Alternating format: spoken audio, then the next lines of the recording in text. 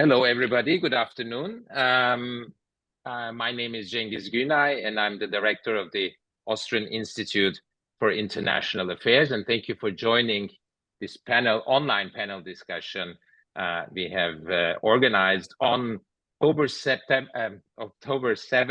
and its consequences for the broader region. The events of October 7 I think can be also coined as Israel's September 11, with very heavy impact on Israeli society, on Palestinians, but of course also beyond. Israel has initiated, in reaction to the terrorist attacks of Hamas, an operation, a war on Gaza. The ultimate goal is to destroy Hamas or eradicate Hamas, and the population of Gaza is paying a very heavy price. But the conflict has also had implications much beyond this territory. It has impacted political debates across Europe, the United States. One could even say it will play a role in the presidential elections. President Biden is losing the support of substantial groups in the Democratic caucus because of his pro-Israeli policies. We see now a shift in these policies, slightly at least. There is humanitarian aid now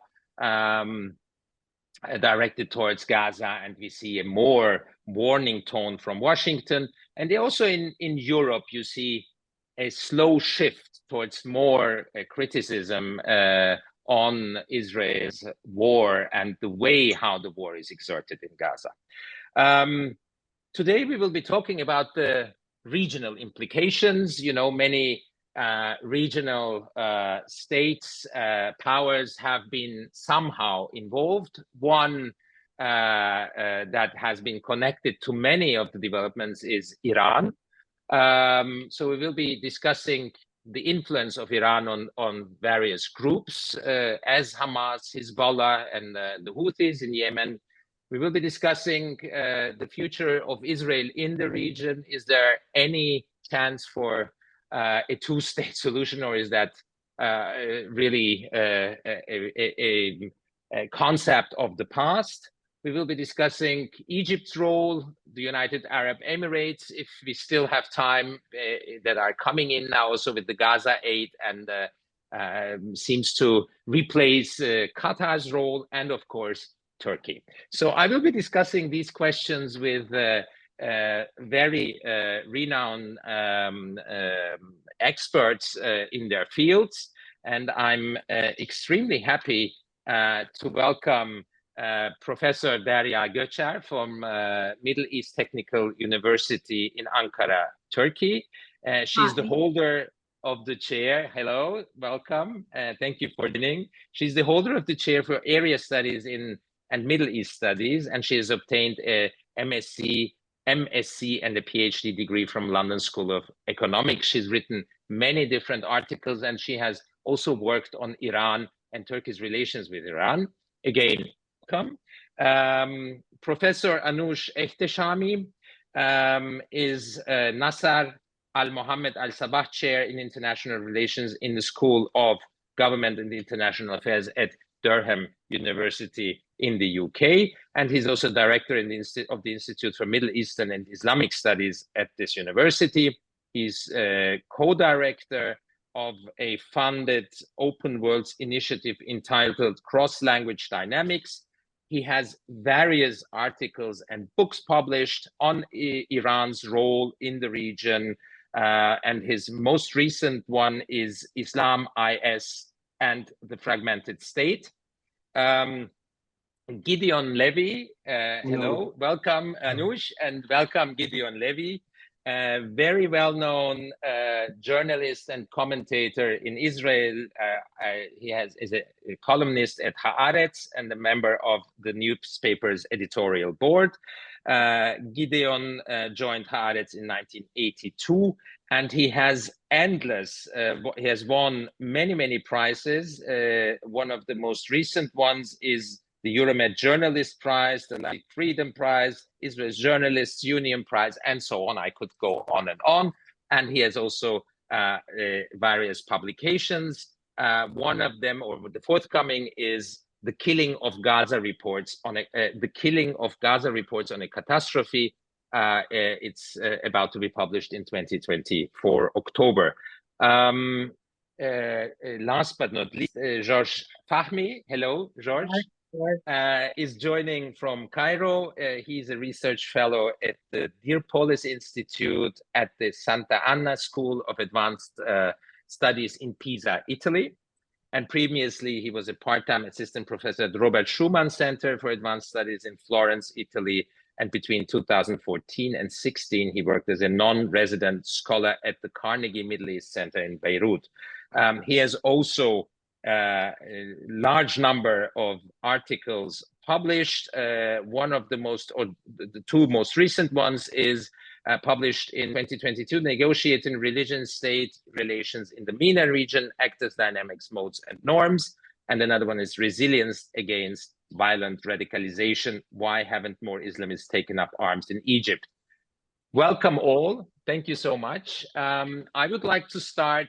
So the idea is we have a discussion, a moderated discussion for about 1 hour, and then open the floor for Q&A and comments. So that's why I would kindly keep participants to limit themselves and not speak too long. Otherwise, we don't have enough time for a second round for questions.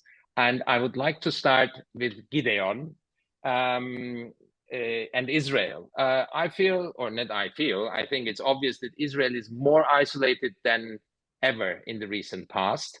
How do people feel this? Is this something Israeli society is feeling and reacting to it? Is there any worry about Israel being isolated, not only in the region? I mean, globally, you see there is a growing criticism, and Israel is losing important allies across the world.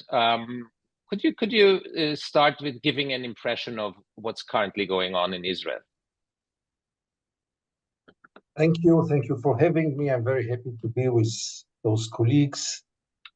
Israel is in a post-trauma situation, and I think what's happening in Israel will be studied for many years when we will try to understand societies in denial. Israeli society lives in denial for decades. Everyone who comes here can't believe what a denial it is here, what a gap between reality and between the conception and perception of Israeli. Israelis are still sure that their army is the most moral army in the world, and don't you dare to call it the second moral army in the world. Israelis, most of them, still believe that we are the chosen people. They believe that the world needs Israel much more than Israel needs the world. And above all, we all believe that we live in the only democracy in the Middle East, and what is happening in our backyard has nothing to do with it. But this was until the 7th of October. 7th of October was a turning point because it shocked many Israelis who described it as the 9/11 of Israel, and it's a very good analogy. But then came also the war in Iraq, like after 9/11. And both wars, by the way, are unjustified in the same way, or at least will not bring any kind of results to those who launched those wars. Israel on the 7th changed its mindset in many ways. First of all, what used to be defined as a peace camp, or the Zionist left, or the left center, or whatever, was almost totally crushed. Nothing left. Israel is complaining that it's very divided, but the matter of fact is that Israel is now more united than ever. Basically, you hear only one voice. And this voice is a voice of support, of continuing this war in any price, achieving the goals with the priority of smashing or crashing Hamas over releasing the hostages. Polls show it. And the world is part of Israel's denial. Israel really believes that it can handle it without the world. And in any case, we believe that the world is against us, the world is anti-Semite, so why would we bother? All those values were there before, it's not new, but they were very intensified in this war and reach really a point in which you start to ask yourself, is this society connected with reality at all? I think we lost it. First of all, most of the Israelis were not exposed to the images of Gaza, the suffer of Gaza, the catastrophe of Gaza. It's hardly shown here. What any average Austrian or Turkish or elsewhere TV viewer watched in the last 6 months, Israelis didn't see. They didn't want to see it. And the private-owned media, which is totally free, decided not to bother our viewers and focus only on the Israeli suffer, only on the Israeli sacrifice, only on the hostages and the families and the killed soldiers and the people who were evacuated from their homes, and nothing about Gaza. This by itself shaped the discourse, the Israeli discourse, in which the suffer of Gaza is not discussed at all. And if it is discussed, you know, when you don't see, you just hear figures, and in any case, Palestinians are totally dehumanized in Israel and demonized. So after the 7th, most of the Israelis, if not all of them, say very frankly, we don't care about the Palestinians. After the 7th, even the leftists say so. We don't care anymore, not about human rights, not about the Palestinians, not about Gaza, not about starvation, nothing. We have the right now to take revenge. We have the right now to do whatever we want, and nobody will stop us. For sure, not the world. But there is a paradox, because Israel, after the 7th of October, is more depending on the United States than ever before. If the United States would have wanted to stop this war, by the way, it could do it within days. It takes only, you know, the EU foreign minister, Borrell, he said it in such a simple and true way. He told the Americans, if you really are complaining about killing of civilians in Gaza, just stop sending ammunition. And you will see the killing will stop. But the Americans are playing, as usual, a double game, and Israelis are protected with all kinds of protection walls of denial and lies, and not facing the reality, namely that we can handle it also without the United States, knowing that it's not true, but that's the feeling. And until now, it works, because the United States is only talking and doesn't take any measures, and the world is only talking and doesn't take any measures, and the EU is only talking and doesn't take any measures. So for Israelis, they are used to condemnation, and they are used to ignore them. They are used to know that they are violating the international law, and they are used to live with it in peace, because the international law is a very important thing. It should be implemented all over the world, except of one place, Israel, because Israel is a special case, and therefore we have the right to violate the international law, to ignore endless international resolutions by the international institutions. They are all anti-Semites. They are all to be blamed for being anti-Semites, and we are clean, and therefore we can ignore it. So to conclude my opening remarks, I would say so. The fact that there is no resistance to this war within Israeli society, the fact that there is no opposition to this war in Israeli society, should worry, first of all, us Israelis. That's a very unhealthy situation to be in which the entire world is shocked by the scenes from Gaza, in a situation in which any human being could not stay indifferent to see the starvation, to see the destruction. Israel is destructing Gaza forever. It's not just, some kind of destruction which will be repaired. Gaza it will be destructed forever. The society of Gaza is going to be destructed forever. Everyone sees it. And the Israelis are totally indifferent, focusing only in themselves, only in their suffer and pain. And there is an Israeli suffer and pain after the 7th. I don't want to underestimate it, by all means not. Over 100 families, 150 families are waiting for their dear ones, not knowing anything about them. There are hundreds and much more than hundreds of families who lost their beloved one. It's not a simple situation. There are over 100,000 people who are evacuated from their homes already for half a year now.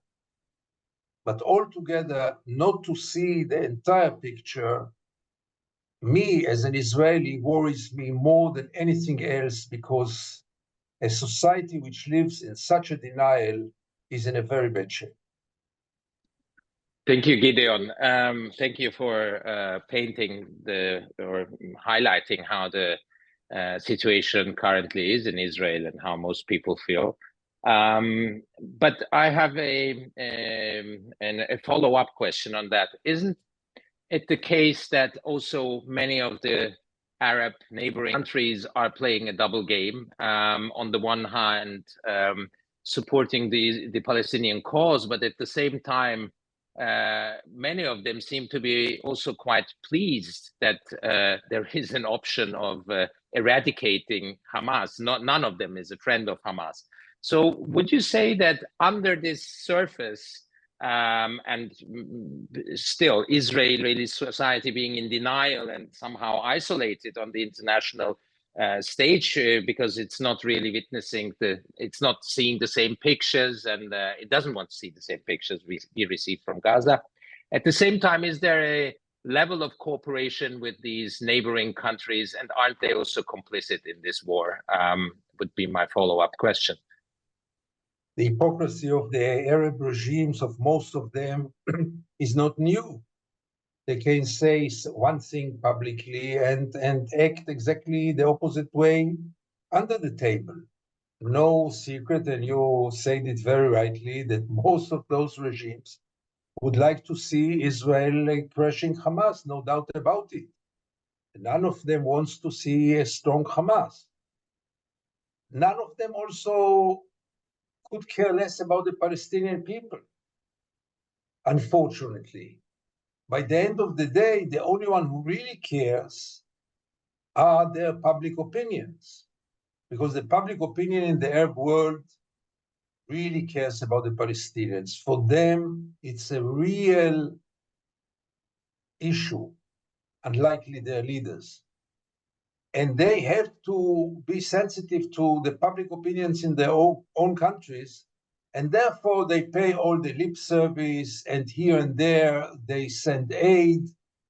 But you really think that Saudi Arabia will not make peace with Israel after this war will be over because of the crimes of this war? I doubt it very much. Right. Thank you.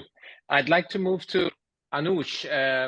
Anoush, there was right after October 7, the attacks, there were soon allegations that Hamas kind of received orders from Tehran, and there was also a fear that the conflict might escalate and turn into a larger regional conflict that is involving an open fight between Iran and Israel, which is, of course, very worrying, considering also their nuclear power arsenals, potentially in the case of Iran, but it's in the case of Israel, we do know it. So my question would be, how much is Iran really involved in all these things? Is it Is Hamas receiving orders from Tehran? How about, I mean, in the case of Hezbollah, it's probably clearer. And then also, of course, the Houthis come into the game, into the picture. And they're also now an increasingly important factor in the question whether this conflict could be escalating or not. Thank you, Cengiz, for the question and for the invitation. And it's a pleasure to be amongst such distinguished colleagues with you this evening. I think the best way of first looking at the relationships is like Iran runs a series of franchises. So it's the core corporation, but it has now got franchises in Yemen, in Lebanon, in Syria, in Iraq, and of course also in occupied territories in Gaza. If the corporation operates franchises, it gives them a certain degrees of supplies, but it doesn't necessarily control the sales, it doesn't control the marketing, and doesn't control the way in which they manage their affairs. This is the kind of analogy that I would use in terms of Iran's relationship with its proxies, as many call them. But as you rightly say, Cengiz, the relationship is not the same across these. Hezbollah is a much more intimate ally of Tehran, ideologically, organically, and of course financially and so on. The relationship is very different. And remember, all of these franchises are in the Arab world, and Iran, being a non-Arab country, has to manage these rather sensitively, because it's interesting what Gideon is saying.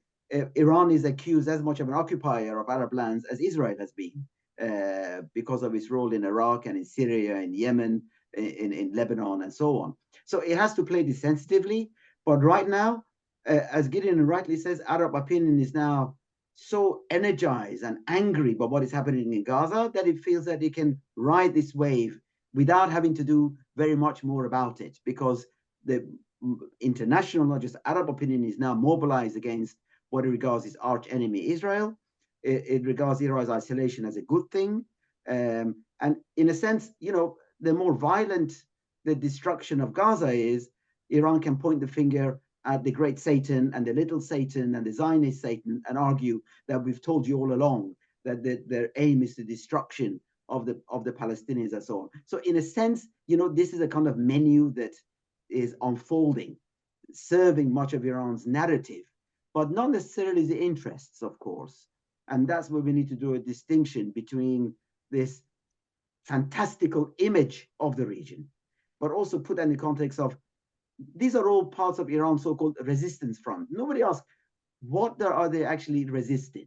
The resistance front is all about resisting American presence in this region, of trying to minimize an American presence. And of course, Americans have played over and over again into Iran's hands in terms of its actions that you alluded to at the beginning yourself, Cengiz, in terms of militarily, politically, and some of its diplomatic positions are leaving it very vulnerable to criticism. So Iran can kind of throw stones from the sidelines. It can mobilize its proxies, its franchises, but doesn't have to carry the responsibility for much of what is going on in the region. So long as the narrative continues to suit Iran's own narrative. And in a sense, what Gideon has explained fits squarely into Iran's narrative of what is wrong and what is going wrong in the region. And it is interesting in that context then to see what has actually Iran done since October 7th. It has not escalated its reactions when there have been confrontations between the IDF and Hezbollah. Iran has rhetorically supported Hezbollah. Hassan Nasrallah went on the podium 2 months ago, making a long, protracted speech and so on, justifying the terror attacks on the 7th of October, but also paying homage to Iran's overall position. Iran's response was, thank you very much, Hezbollah, we appreciate it. Houthis continue to throw missiles into the Red Sea, but Iran hasn't really mobilized behind the Houthis. It's done nothing to stop it. So in a sense, all it has to do is sit back. Houthis have now got the wherewithal to continue with this kind of operations for some time. We know Iran has armed them. It has armed Hamas. it has armed Hezbollah and so on. But so long as they're able to maintain this kind of, for Houthis, low-level agitation, Iran can sit on its hands and just claim secondary, if you like, reflected glory from what this resistance front is creating. But when you peel that veneer away from it, destruction of Hamas, as Gideon said, is a disaster for Iran. On the humanitarian front, to watch the Palestinians being destroyed in Gaza is nothing that Iran can claim any benefit from. So, its lips are sealed on that front. It has been unable to stop Israeli attacks on Hezbollah, on its targets in Syria. It has been unable to reduce the flow of arms and support for Israel from the United States. And for all the willingness of its proxies, these franchises, to get Iran more directly involved, it pops a missile into Iraq at the American bases and so on, but it then sits right back again. What does that tell you? It tells you that actually it is very interested in a limited confrontation led by its franchises, so long as it can play safe out of it. And in a sense, just as Netanyahu feels safe in what he's doing, Iran's government also feels safe in what it's doing, because nobody has taken this conflict to its borders thus far. And if that remains the case, Iranians can also continue to claim credibility. And so long as there is this Arab silence over what's going on, they can maintain this moral high ground without being questioned about, well, if you supported Hamas into this campaign, how can you justify the displacement, destruction of 200 million lives in Gaza? They haven't had to face that kind of questions thus far. Anoush, but what's the strategy behind all this? Was it actually, or is it to kind of spoil the potential rapprochement between Israel and Saudi Arabia that was kind of in the making? Was that was that the main aim, to spoil that? I would draw a distinction between Hamas's actions and Iran's ambitions. Remember, it's only a year since China brokered a rapprochement between Tehran and Riyadh. So I don't think Tehran, being so weak as it is economically, but also politically at home, would want to escalate suddenly into such an extent to kind of rubbish this growing rapprochement between Israel and Saudi Arabia. It just doesn't make sense from their perspective. So I would see that there is actually these different strategies in play, what Hamas is doing and what Iran's ambitions might be. It is true that there is no longer opportunity for this dialogue, but more broadly though, the Abraham Accords have not broken down. Camp David has not broken down. So Israel's relations is nice, but it still exists with Bahrain, with the Emirates, with Morocco, with Egypt. Who knows what happens in Sudan and so on. So they haven't achieved anything in that regard. And I think Gideon is absolutely right that when the dust eventually settles on this disaster, Israel and Saudi Arabia will meet, initially informally, but eventually formally. So you step back and say, so what was the destruction of Gaza all about, if that's your objective? So I don't think this is the way that Iran want to play a delaying tactic in kind of preventing the unraveling of its position in the region at all. The truth of the matter, Cengiz, is that the region is a dysfunctional region. It's completely bereft of any leadership or convergence, unlike other global regions, Europe, ASEAN, Central Asia, and elsewhere. And so long as that is the case, then these external forces will plummet it. And regional actors like Iran, like Israel, will come up with what they regard to be solutions, but they can only see as far as the end of their noses, unfortunately. Thank you so much. I'd like to move on to Turkey as Iran's neighbor. And you said there are no leadership personalities who would be able to solve this. There is at least someone who thinks of himself that he could.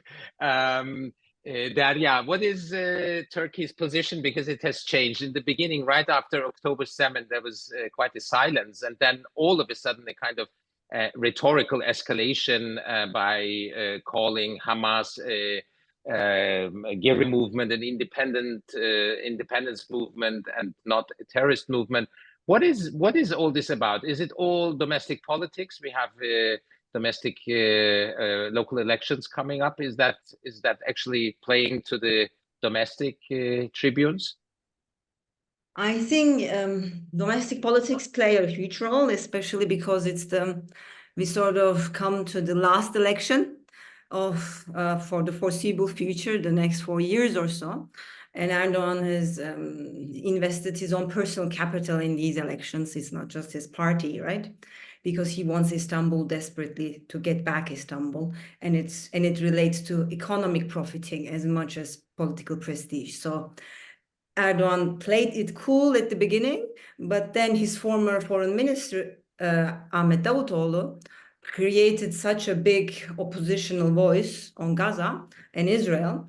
And then even his staunch ally, the National Action Party leader, Bahçeli, he also claimed he would go himself over there in person to defend the territories if necessary.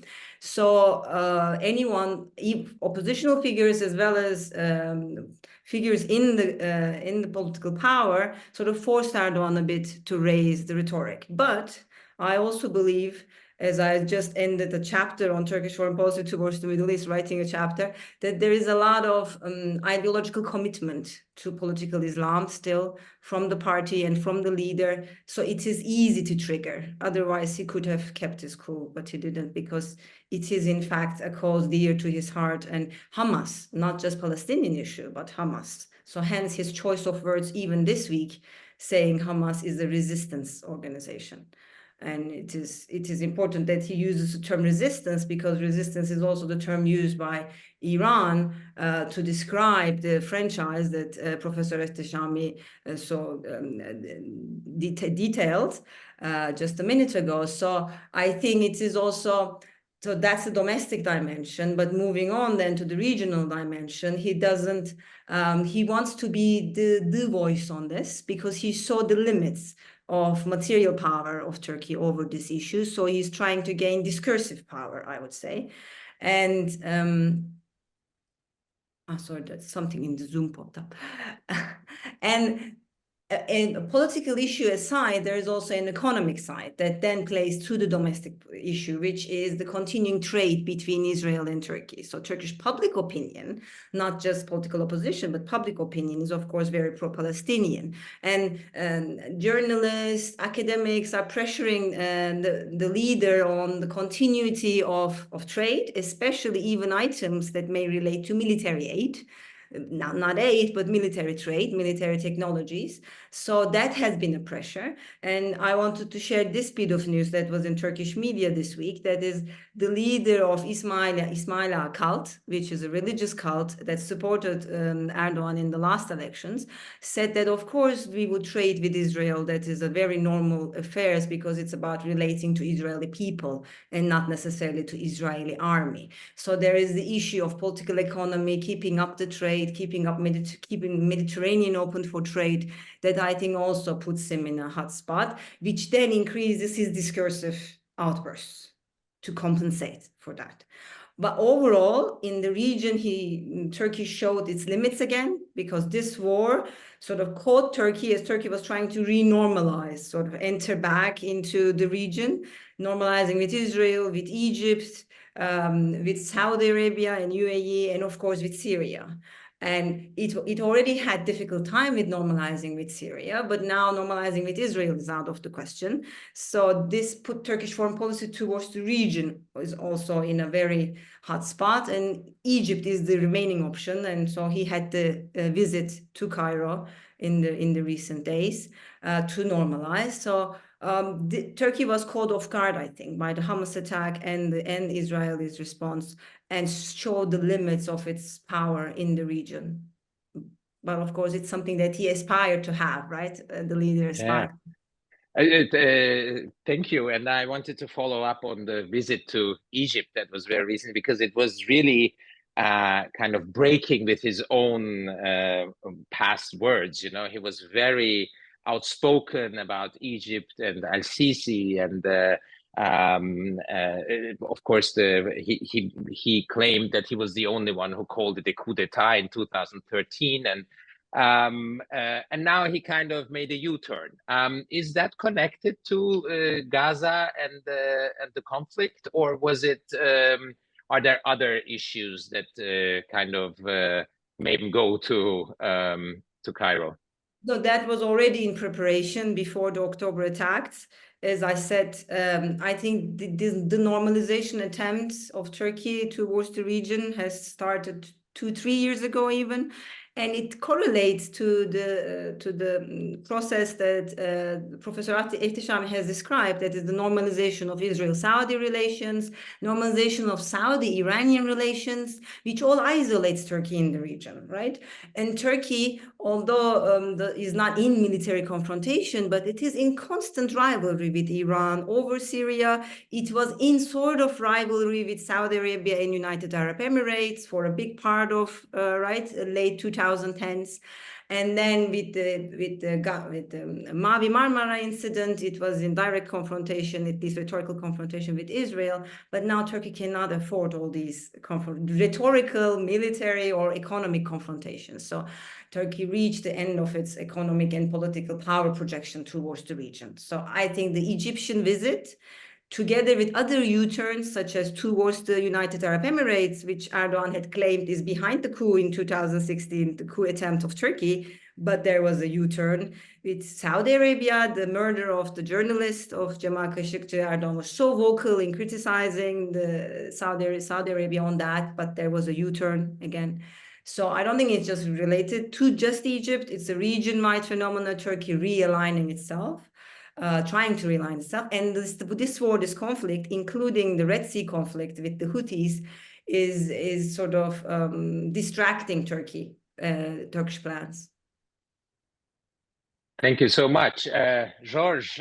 Egypt was already mentioned, and I think there is a huge support in Egyptian public opinion for Gaza and the Palestinians.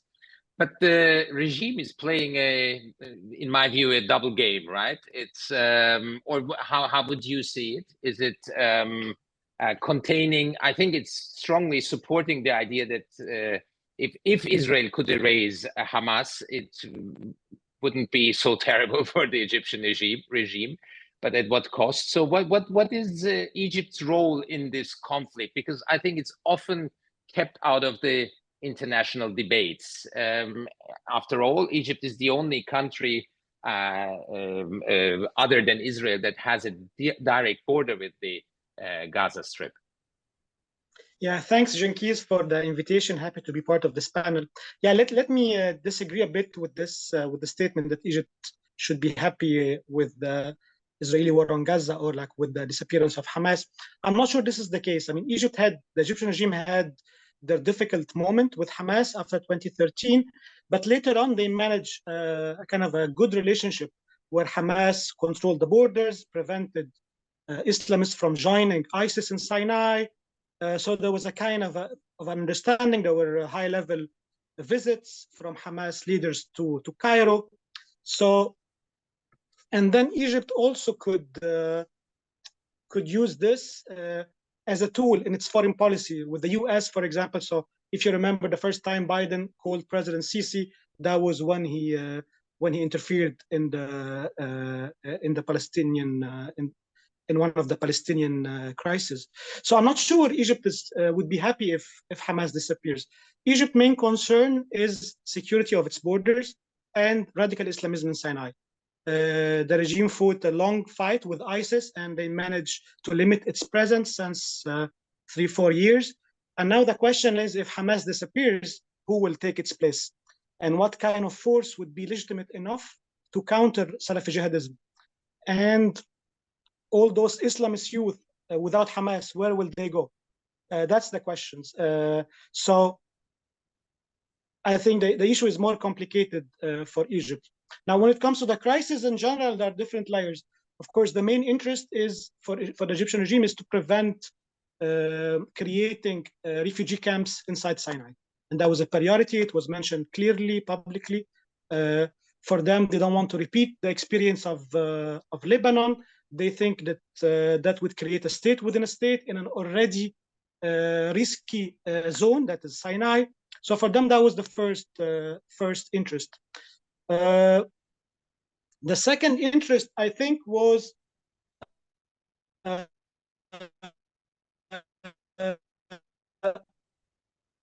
what will happen in the day after the war. So who will go Fatah? Will be Fatah be able to contain Salafi jihadism? Would it be able to do what Hamas was doing? Because at the end of the day, also Hamas had the religious credibility with which it could counter Salafi jihadi ideas. And of course, the third concern is regional power. So who will jump in this vacuum to try to play a bigger role in Gaza? Egypt would always perceive Gaza as part of its sphere of influence, and it would like to keep it this way. They can cooperate with Qatar. They maybe can tolerate some cooperation between Hamas and Iran, but they don't want to see regional powers playing a bigger role in Gaza. So I think these are the three main interests when it comes to the Egyptian reaction towards the crisis in Gaza. Thank you for elaborating on this. And does Egypt have the power to prevent others from coming in Gaza? Because Egypt is in an economically weak state currently, and we see the United Arab Emirates already getting more involved, and I think there would be also others interested in kind of rebuilding Gaza. Afterwards, there's also an economic dimension to it, I guess, if people talk about the post-war situation. So what is, how much can really Egypt exert on as an influence on the Gaza Strip after the war? I think the Egyptian regime would like to see themselves as one of the main players in the post-war scene. That is due, of course, to geography, due to the relationship either with Hamas or with Fatah, if Fatah will take a bigger role in Gaza afterwards, the connections between Cairo and Ramallah, and connection between Cairo and Gaza. And that at the end of the day, they are the one who been already part of some efforts of reconstruction in Gaza before, that they can play a similar role in the future, that they need to be there because it's their own national security. So these are the main issues. Now to go back, Jenkins, to what you mentioned first about the public opinion versus the regime. Yeah, I think the Egyptian regime is trying to maintain a very delicate balance between not getting involved and not being part of a military game. At the same time, maintaining the public opinion, like not provoking the Egyptian public opinion. So doing what we could, for example, receiving Palestinians to be hosted in Egyptian hospital, trying to help with the aid, but not getting involved in any way more than this. At the same time, we would like to show to the Egyptian society that we are doing the best, but we cannot do more than this. We cannot engage militarily. The public opinion, of course, is very angry. They're asking for more. They're asking for just opening the borders and letting everyone get in, not only the aid, but activists, journalists, who should all go to Gaza. So the Egyptian regime is trying to, I'm not sure it's a double discourse, but they're trying to maintain this kind of balance. Thank you. So I would like to go back to Gideon, because we already mentioned the potential post-war situation, and I think that has been increasingly discussed now. First of all, is it possible to eradicate Hamas with such a war? And secondly, what is the future for Palestinians? Is there is really the end of the two-state solution, or is it actually a new opportunity for a two-state solution once Hamas is defeated? I'm not a military expert, so I cannot tell you if it's possible to eradicate Hamas. History told us that those things don't work. The pathetic effort of many superpowers to crash all kinds of movements, and not only to crash the movement, but because you have also to think who is going to replace them. and to put some others instead ended always with catastrophes. And the examples are many. United States is a great expert in changing regimes all over the world, which always ended in a worse scenario than before. And also Israel tried in Lebanon, tried in other places, and always it ended up badly. Hamas capability, military capability, was already very hurted, I'm sure, and maybe will be even more distracted. But Hamas politically is today stronger than ever. Hamas is now the leader of the Palestinian resistance. You cannot deny it. Go to the West Bank and listen to the people, how they speak there. Not in Gaza, by the way, because they pay the price. But in the West Bank, Hamas is now at its peak. And I'm not sure that talking about this total victory over Hamas are much more than hollow slogans which serve the interest of Israel's prime minister to continue this war as much as possible. It is really hard to see what does it mean. I mean, Hamas, let's say all the leadership of Hamas will be killed, assassinated. But who will come after it?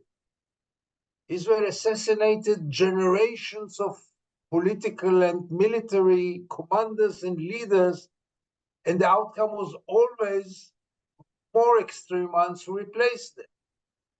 Even Nasrallah is a part of this strategy to assassinate the former leader of Hezbollah, and then you get someone who is much more radical. And same, by the way, with Hamas. We killed Sheikh Yassin, and we said after we killed Sheikh Yassin, everything will be fine, and we killed Yahya Yash and so many other leaders of Hamas. And then what? What happened? You have to remind me the second question, because I'm so fascinated by the very clever things that I heard until now, seriously, that I forgot the second part of the question. The second part of the question was if there's any chance for a two-state solution, or if this is totally out. You are talking with someone who never believed that the two-state solution was not only dead, but was ever born. I don't think that Israel ever meant it seriously. It was a way to gain more time in order to strengthen the occupation and the settlement project. I don't think that Israel, there was never an Israeli prime minister or a serious Israeli political movement which was ready for a real two-state solution, namely not a Bantustan and a regional superpower one next to the other, but two equal states with equal rights. This was never on the table. Take even the notion of demilitarized, which was accepted by everyone. The Palestinian state should be demilitarized. Why should it be demilitarized? Why don't the Palestinians have the right to protect themselves like any other people in the world? Why does Israel have the right to possess any possible weapon in the world, and the Palestinians are supposed to be demilitarized? But it's not only this. The whole notion was the whole perception was a perception of a Bantustan when Israel continued to control it. But this is now off the table because the simple fact that there are 700,000 Jewish settlers in the West Bank and East Jerusalem. And there is no room even for Bantustan. Any one of you, I guess some of you have been to the West Bank, any one of you who had been to the West Bank knows that you cannot drive in the West Bank more than 5 or 10 minutes without seeing a settlement, a Jewish settlement. Now, the Jewish settlers are the most powerful political group in Israel. Who is going to evacuate 700,000 of them? Part of them very violent. And without their evacuation, there is no room for a real viable state. There is no room physically. Now came this war, and this dead body was revived when nobody believed in it anymore, and it continued to be only the way of the West and the Palestinian Authority and Egypt and other countries to pay the lip service to the Palestinian problem while saying, yes, we have a solution, it is on the shelf, and one day we'll take it and use it, namely the two-state solution. So this was revived now by the Americans. I'll be the first one to be so happy to realize that there is a way to create a Palestinian state. I think it's the more simple solution and maybe also the more just solution. Two peoples share one piece of land, let's share it and give both of them self-definition. But I don't see how it's possible. And nobody can convince me that there is room for a Palestinian state. And therefore, unfortunately, this dead body will continue to accompany us for more years as a way to get away from facing reality and for looking for an alternative solution, knowing that this one is dead. It's not that I'm against this solution, but I think it is dead. It's a train that left the station. Maybe it never passed there, but it's gone.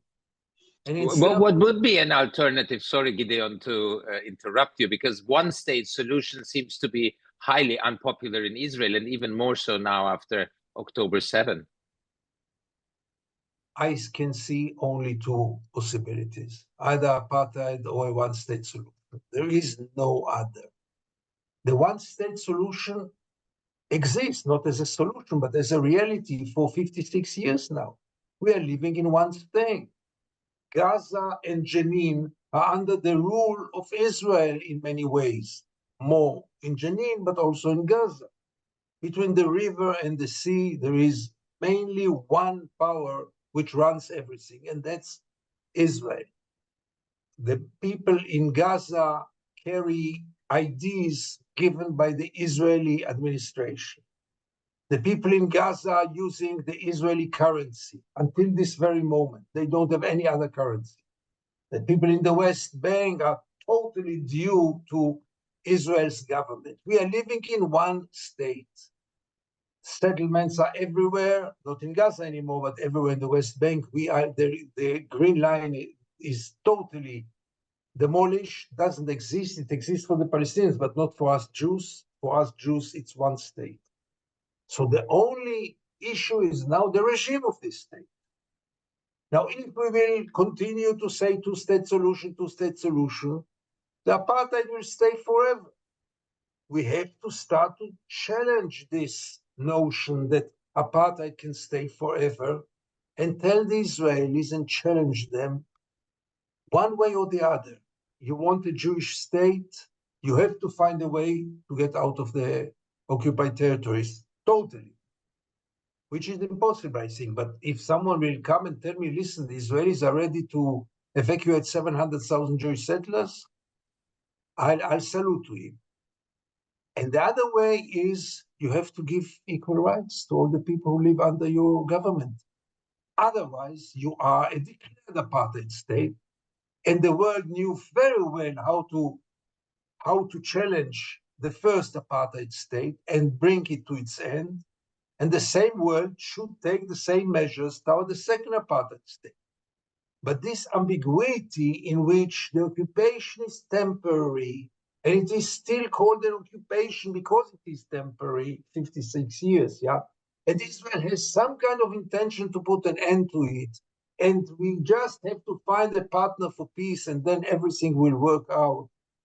This ambiguity is very, very dangerous and playing to Israel's hands and to the occupation hands and to the apartheid. Thank you for these clear words. Anoush, you mentioned that Iran's vision or utopia of the region is one that is freed from American influence previously.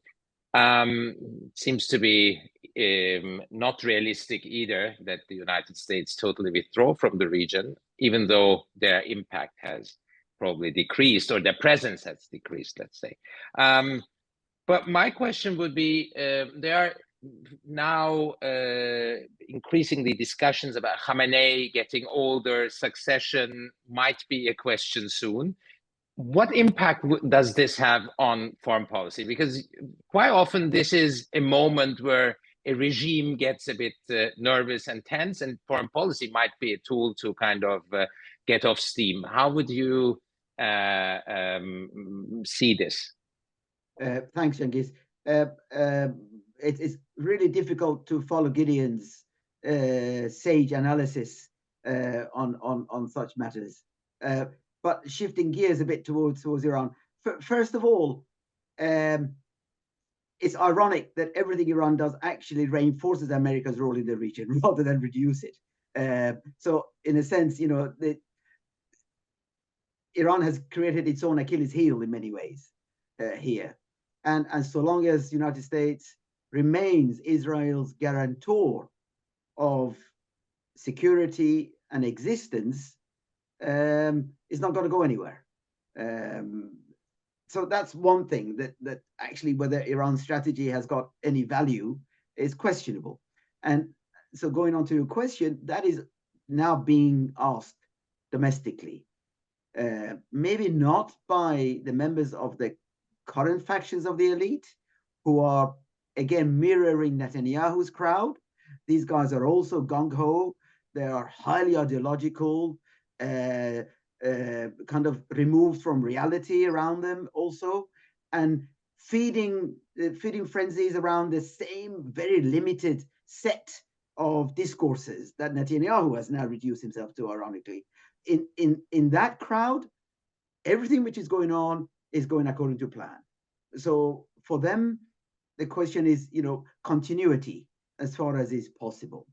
That said, though, Iranian population no longer accept the legitimacy, let alone what it does, of this regime, domestically or internationally. It's ironic that, we hear in Egypt, in Turkey, in other places, populations are mobilized in support of the Palestinians.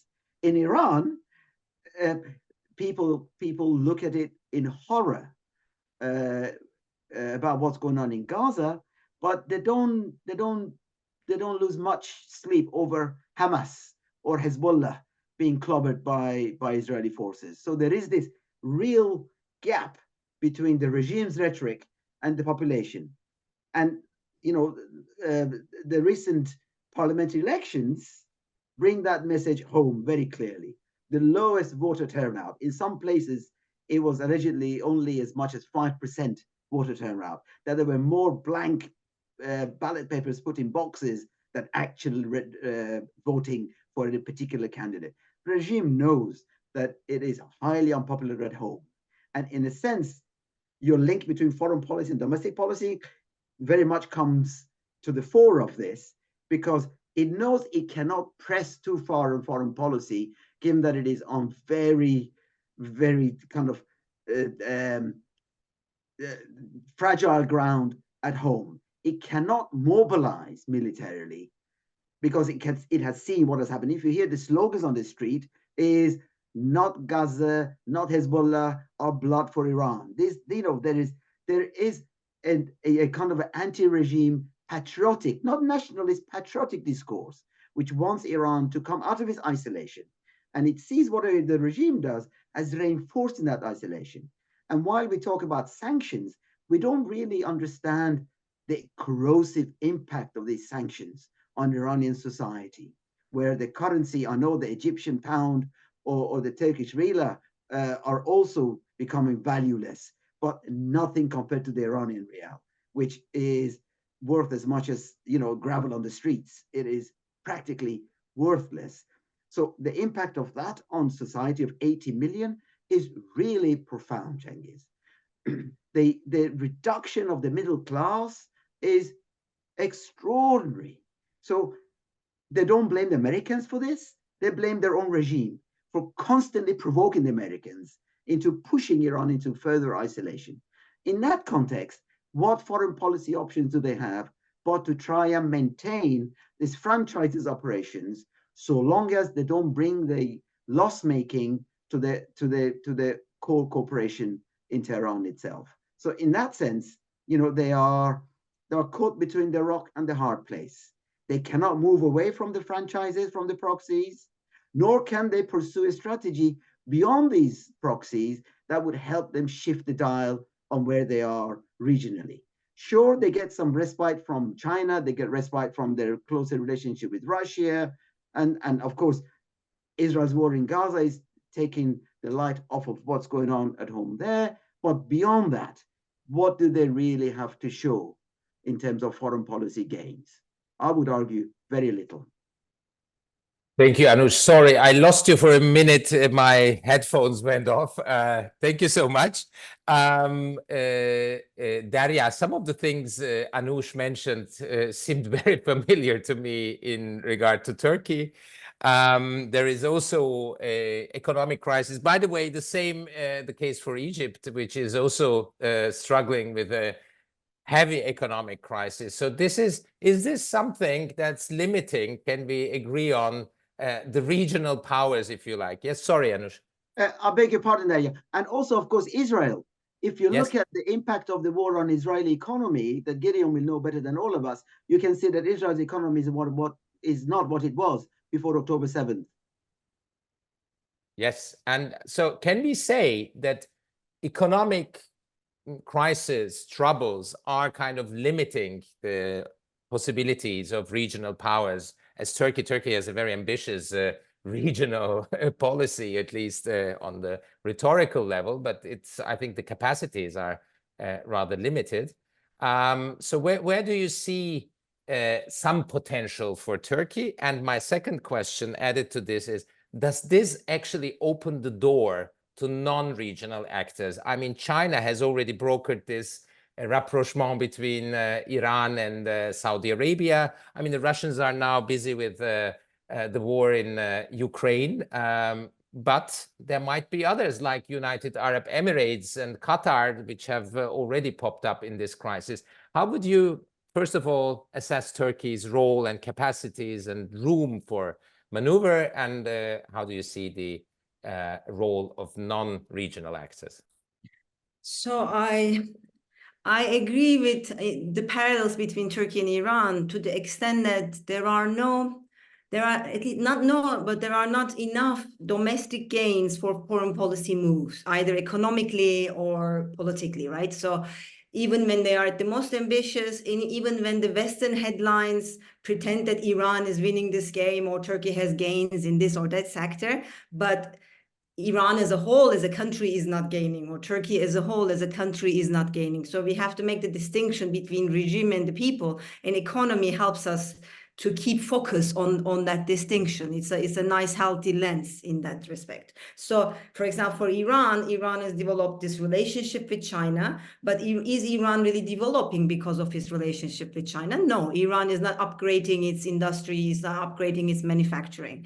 The same for Turkey. Turkey approached Russia, Turkey approached China, but it did not really upgrade its economy. If anything, it is more in crisis, right? So, global foreign policy moves did not help, and regional foreign policy moves are costly. They are costly for Iran. It spends money, and also for Turkey, I think it earns less money than it can. So it is sort of curbing Turkish potential on regional trade, regional logistics. But Turkey has found this lucrative business, which is the defense industry, right? So I was just checking up today the recent numbers, and there's the exports to Saudi Arabia, for example, the drone exports have increased tremendously. That is thanks to this normalization process that started in 2021, 2022.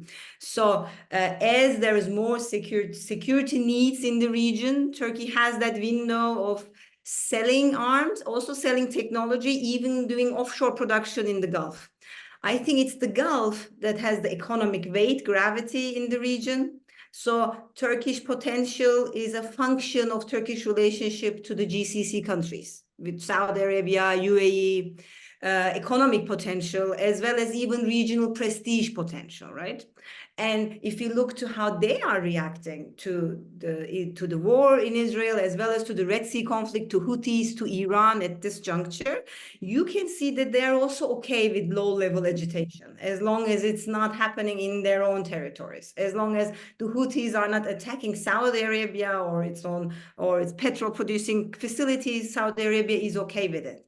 They gave up their ambition in that sense of trying to sort of put an end to the Yemen crisis, for example. And as everybody has said, they are almost silent, right, on what's to happen to Hamas. So they are waiting it out. China is waiting it out, I think, because they have the economic patience to be able to wait it out. But for Turkey and for Iran, things are more dire. And it may, but I see how that pushes Turkey is, for example, Turkey has been more active in Iraq, in northern Iraq in the last couple of months. We've seen a lot of state visits. We've seen a lot of talks of economic trade. Even this week, there was a huge Iraqi delegation to Iraq, because Iraq is also in between, sandwiched in between these conflicts, right? So Turkey is doing something that is known to be traditionally doing, that is more relating to its neighbors. And Syria is off the limits, so Iraq seems to be on the rise for Turkish economic relations as well as political relations. Then Iran is reacting to this. Iran sees this as a threat. So I think the bombing in Iraq, as well as other sort of rapprochement to Iraqi Shias in new fashion, is also a response to Turkish attempts to be more in control in Iraq. So I expect to be both an economic competition, a logistics, infrastructural competition, as well as a political competition over Iraq rising between Turkey and Iran.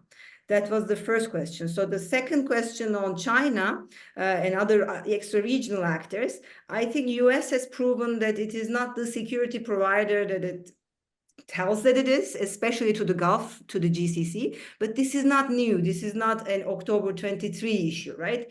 This in 2019, when the Houthis bombed Aramco facilities in Saudi Arabia, I think that's when Saudi Arabia really opened its eyes. So Saudi Arabia is, yes, buying Chinese drones. So China is becoming an increased military actor even in the region, but it will not be able to replace US, not in the, I think, in the next near future, foreseeable future. So again, it sort of diversifies Saudi Arabia's opinion, sort of options. China has gained a lot of discursive power since October 23, and that is something that China was lacking in the region. China did not have soft power. China had was more of an economic player. So this is the first time China is sort of consistent with the rhetoric on the global South that it has been pushing in different multilateral platforms. And despite all of its investment in the Suez Canal, investments in Haifa port, investments in other ports in the Egypt and in the Mediterranean, China is becoming very, very passive towards this conflict. Of course, China has this thing that is, I've seen its rise in the Western headlines a lot, that China is a free rider because China is immune to Red Sea crisis. China's ships can travel, right? So Chinese economy sort of flows when European economy is not flowing at the same rate. But Chinese economy is not just the goods, it is also the portal investments, infrastructural investments. So this is, again, something that China cannot sustain in the long term, I think. It will have to do something. But then China has limits in the region. And the limits can be seen mostly in China-Iran relations, but also in China-Turkey relations. China-Turkey relations are fraught with tension over the Xinjiang issue. The Turkish nationalists and Islamists are sensitive on that. And China does not have the whole leverage on Iran, because Iranians are also very resentful because they did not get expected the economic benefits that they thought they were going to get out of strategic partnerships.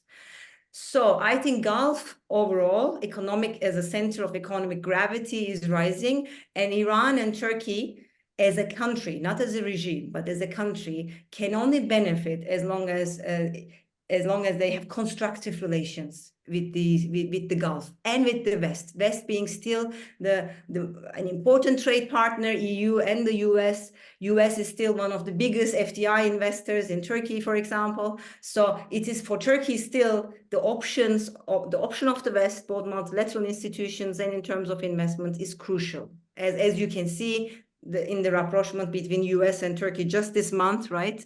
I think we will see that rising also. Thank you so much. George, you're again the last to end the tour of the region. We mentioned economic problems, and this is certainly also the case with Egypt. And we see a reduction in a longer time period of Egypt's role as a broker. It usually played this role in the past under Mubarak. So this has been reduced, this role. Do you see any, what is actually the room for maneuver for Egyptian foreign policy? How much is it limited and by what? And do you agree that the United States are not the security provider anymore, or aren't they somehow still the only one that has a say overall the whole region? So do we actually see a kind of enforcement of the strength of the United States as the single actor in the region, international actor? Yeah, on the first question, I mean, economically, of course, economy was never part of Egypt's leverage when it comes to the Palestinian cause. It was mainly political. It's Egypt's political asset that would help her to play the role of the mediator. So economically, Egypt was not harmed by, I mean, the economic crisis in Egypt didn't impact its involvement in the crisis, actually the other way around. Because of the crisis, we saw that the IMF, with whom Egypt has been having a difficult time negotiating, they said that they are willing to increase the amount of the loan they're giving to Egypt because of Egypt's important political role in the region. So the political asset Egypt is investing in the Palestinian cause, help her with its economic difficulties. So it's the other way around. Now, yeah, Egypt's role has been reduced. I'm not sure about reduced, but it has to be shared with other partners. So, for example, we saw Egypt and Qatar, they've been doing together the work when it comes to hostages and the negotiations between Hamas and Israel and freeing hostages, and are now trying to play the same role when it comes to the ceasefire. So, yeah, but still, I think Egypt has the important role to play because of geography and because of what you might call, I mean, political infrastructure, because of all the links they have with the Palestinian factions from both sides, Hamas and Fatah, because of their children studying in Egypt, because when they are sick, they come to Egyptian hospitals. It's this kind of infrastructure that gives Egypt its leverage when it comes to the Palestinian cause. So this is still there. Yeah, has to be shared with other regional powers, but Egypt, I think, still plays an important role. When it comes to the second question, the U.S., I think the U.S. is losing a lot of its leverage in the region. It's just enough to see how the U.S. is perceived when it comes to public opinion. You just compare between Obama's speech at Cairo University and nowadays attitudes towards the U.S. So the U.S. is using a lot of its leverage, a lot of its popularity, and the question is, are they also willing to play that role, the U.S., or they are giving up on that role? I'm not sure they are willing to play it. So it's also from the U.S. side, are they interested in being the security provider for the region or not? Yeah. Thank you so much. I would open the floor now for the questions. We have some in the Q&A. Maybe I start, we stay with you, George.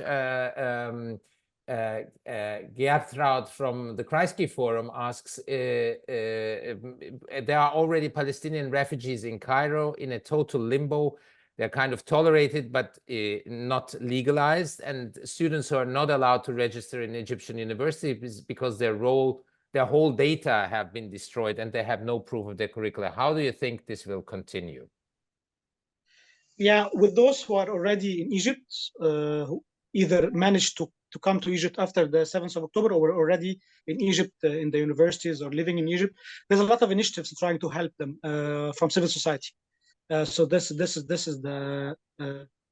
how the situation is dealt with. When it comes to, for example, Cairo University, there was an initiative by professors to ask to reduce the tuition fees they have to pay because they have to pay in foreign currency.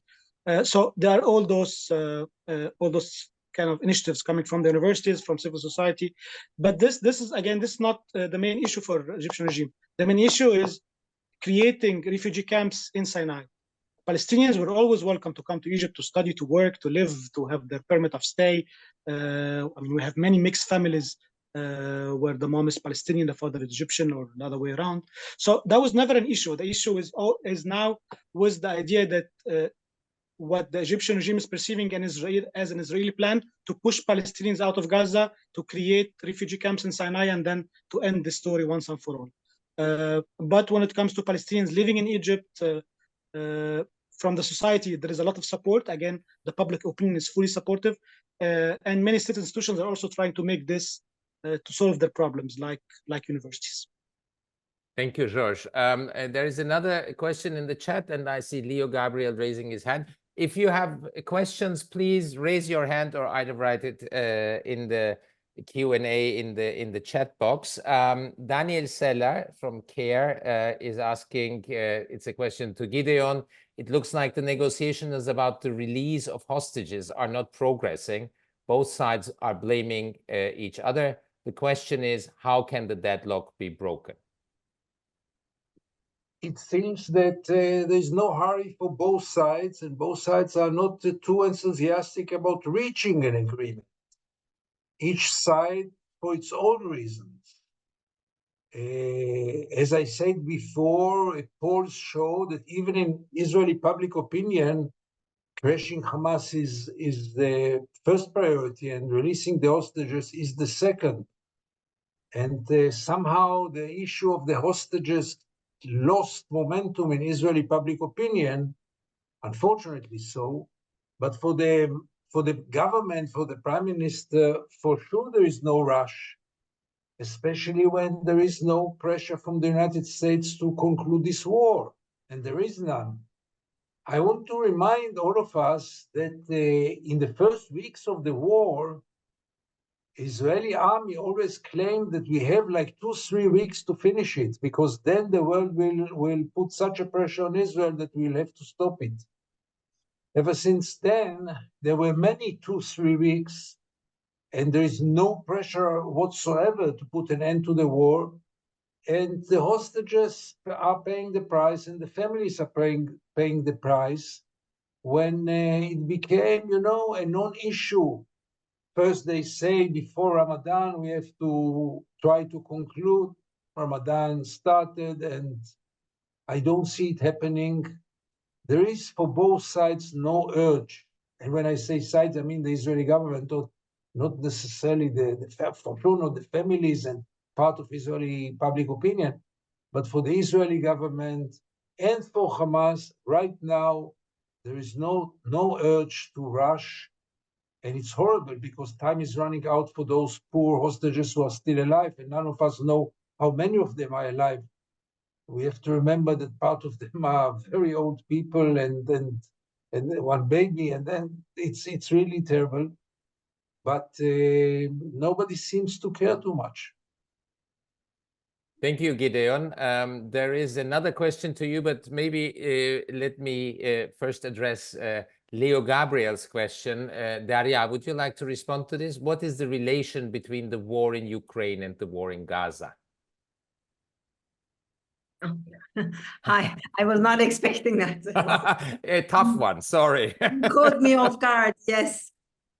Well, there is a relationship in terms of course, American positioning, right? Because now that there is a war in Gaza, the position of US in the war on the war in Ukraine has changed. The aid has been thinned, and the priority that has been given has changed. So there is that, and for Turkey, focusing on what I know the best, is that both wars are Turkish attempts to mediate, to show that it is a middle power, that it can it can be the negotiator between difficult parties. In Ukraine, it partly worked in the sense that there was the grain deal first, of which Russians are not interested anymore, but it was something at the start, and it did boost our president's public opinion rates. And again, just last week or in the last 10 days or so, Ukrainian president was here. So the stake of Turkey in that war in terms of being the peaceful party, the mediator, still continuing. But in Gaza, it failed miserably, where it should have had more traction, actually, ideological, religious, etc. But Turkish Foreign Ministry has been pushing a lot for the role of guarantorship, as we call the guaranteeing party in the conflict, but nobody really took it seriously. So for Turkish role, I could say that. And also from a more global perspective, these two wars show that for both started with the saying that it will end in a few months, as Gideon just reminded us also, even in a couple of weeks, but they are continuing, prolonging, they become a new state of normalcy even, right? For Ukraine, it has been already 2 years. And the Gaza war, and for me, the Gaza war also includes the larger Red Sea crisis, the Houthis attack on maritime trade, because that's their pretext. So there's a larger pretext for new conflicts, even if Iran is not pushing for it. But there is the threat of regionalizing this through proxies that Iran had used and perhaps not being fully able to control, as Professor Ehteshami explained. So there is the danger in both wars of extending regional extension, etc. So that's enough from me for now. Thank you. And there is one question from an anonymous attendee to Anoush. Iran is rumored to be only weeks away from achieving the nuclear bomb. First of all, do you agree? And second is, how would that impact the power balance in the region, but also the conflict, probably? Thanks, Cengiz. Can I echo what Daria has been saying? This relationship between it.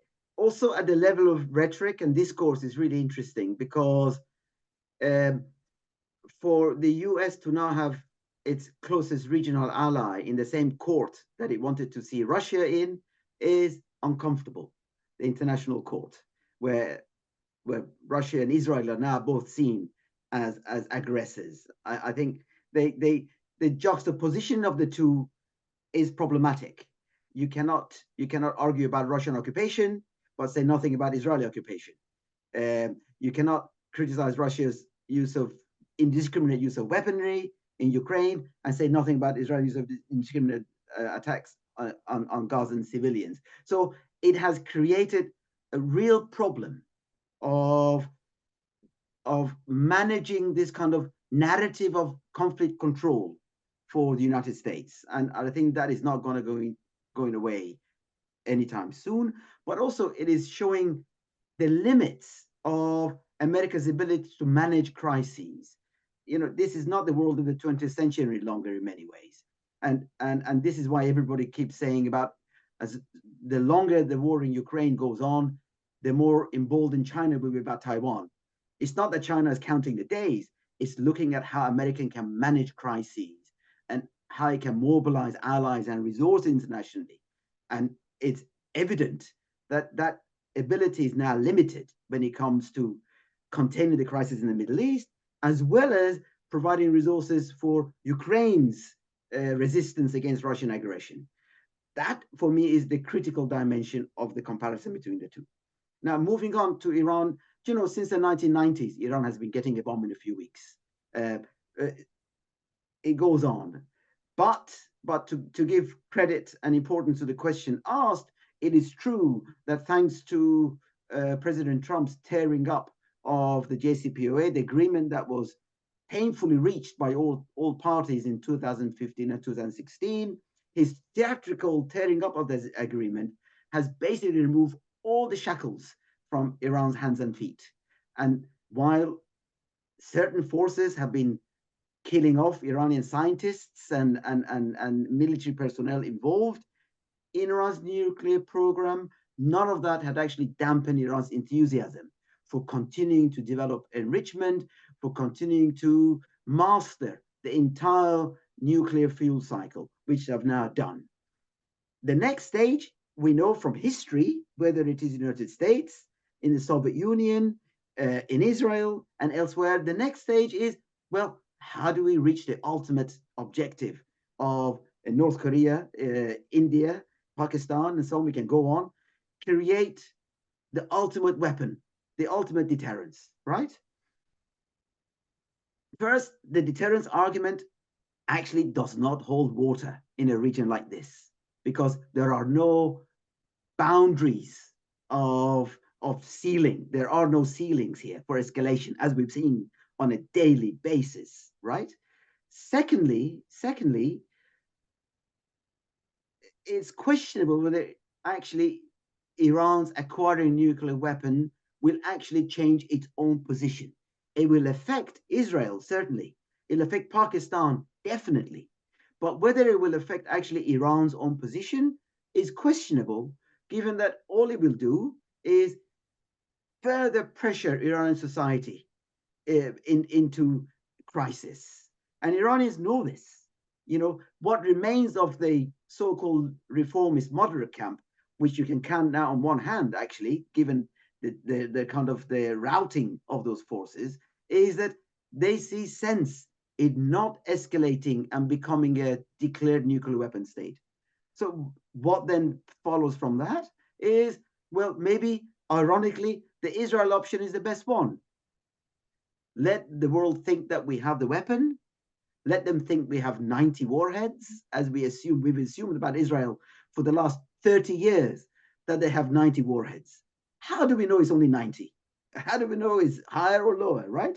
But the myth of having a nuclear weapons capability has served Israel, one would argue, so far.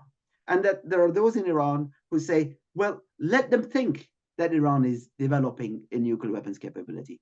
Let them think that we're only a trigger away from that capability. We won't tell them where we are. So long as they assume that, then we are safe, right? But the danger is that could be a really dangerous false assumption if you're sitting in Tel Aviv, that actually, you know what, Iranians believe they can have a nuclear weapon and get away with it. Because in this region, we don't have the discourses, let alone the mechanisms for containment of such dangerous weapons. Thank you so much. We are almost out of time, but there are still some. I could go on and ask you lots of questions. I feel like there are people in the audience who would also pose you many more questions, but I don't want to take too much of your time. At an end note, maybe in one or two sentences. I know it has always been very difficult to predict the future. And nowadays it's even it seems to be impossible.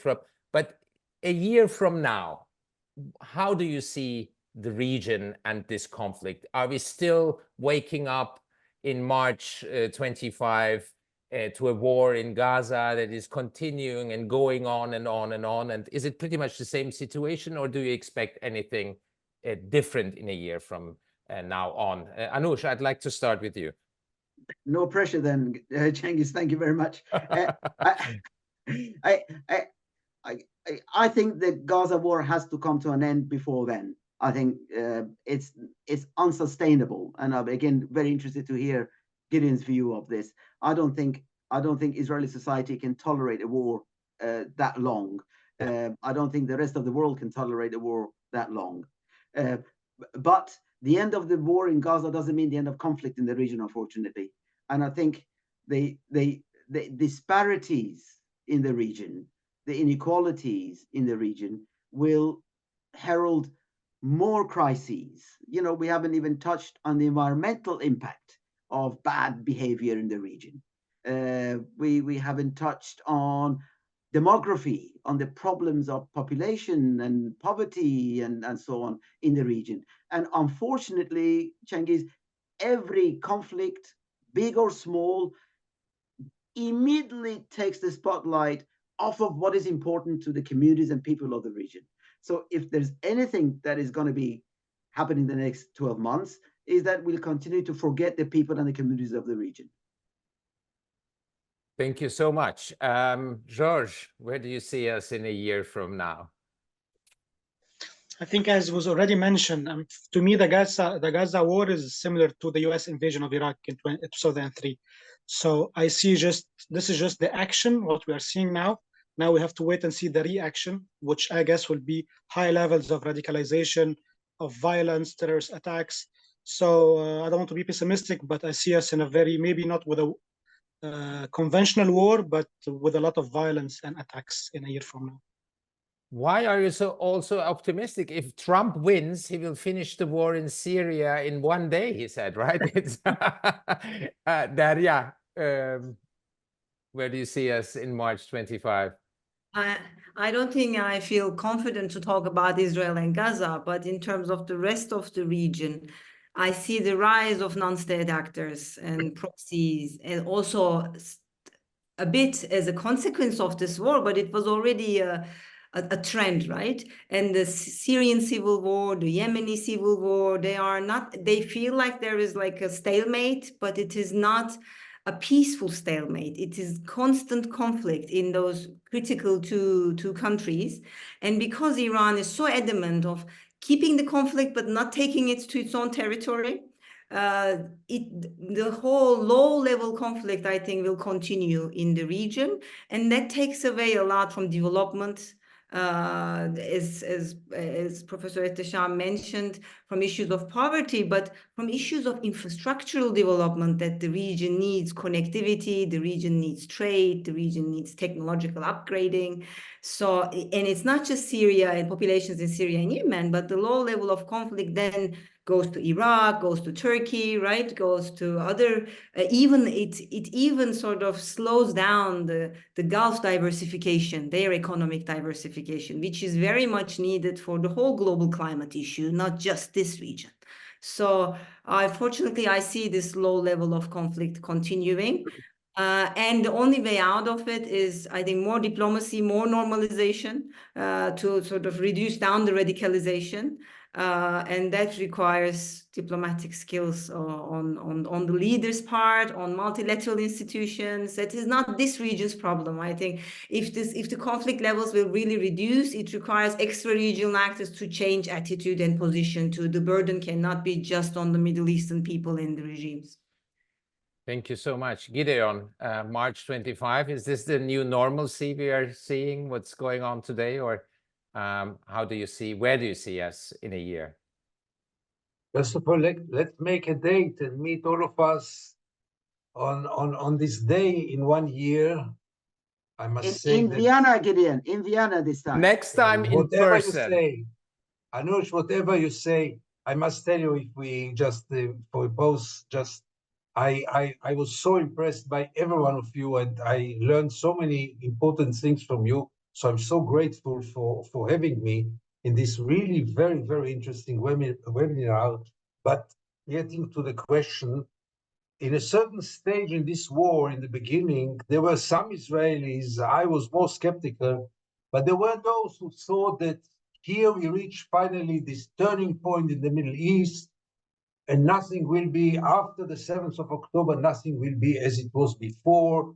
I remember people spread all those slogans and in a way also promises that this will shake the region and the world to understand that something basic must be done, because this cannot go on forever. Every 2-3 years, a war which endangers the entire world, for sure endangers the region.